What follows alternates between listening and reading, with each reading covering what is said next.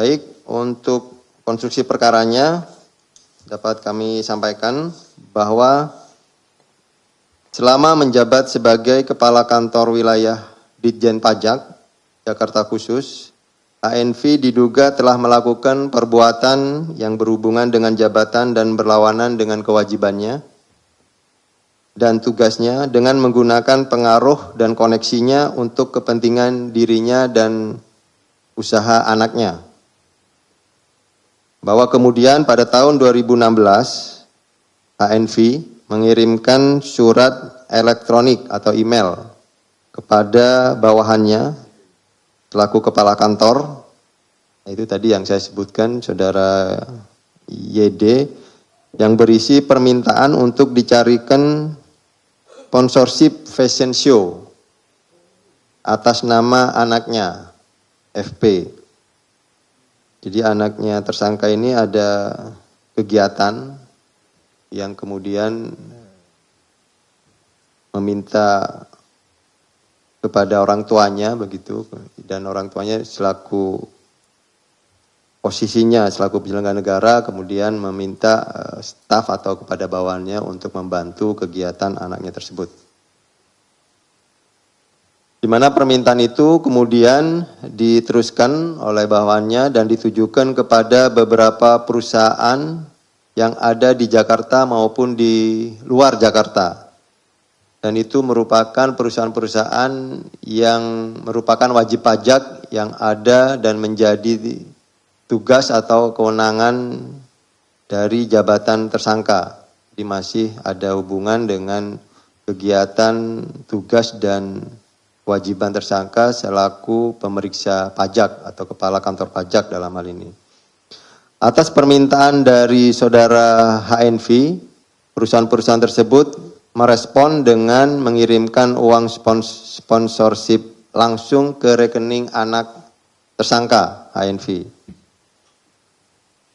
Bahwa total uang yang diterima dari beberapa perusahaan wajib pajak Jakarta yang ada di Jakarta, jadi ini ada 2 klaster, itu total mencapai lebih kurang 400 juta rupiah untuk wajib pajak yang ada di daerah Jakarta. Kemudian yang kedua, untuk perusahaan yang berada di luar Jakarta, artinya WP di luar Jakarta, total lebih kurang 300 juta. Ini berdasarkan bukti transaksi rekening yang dikirim ke anak tersangka. Bahwa selain penerimaan dari beberapa WP yang tadi terkait dengan kegiatan anak tersangka, kegiatan fashion show tersebut, tersangka NV pada periode 2014 sampai dengan 2022 juga diduga menerima penerimaan lain atau penerimaan gratifikasi dari beberapa pihak dalam bentuk valuta asing atau falas melalui perantara yaitu saudara BSA. Atas penerimaan tersebut, saudara ANV kemudian menempatkan uang dari penerimaan tersebut ke dalam instrumen deposito sebesar kurang lebih 10 miliar rupiah. Ini yang juga menjadi temuan dalam hasil penyidikan oleh tim penyidik. Dari awalnya penerimaan terkait kegiatan sponsorship, kegiatan fashion show anak tersangka.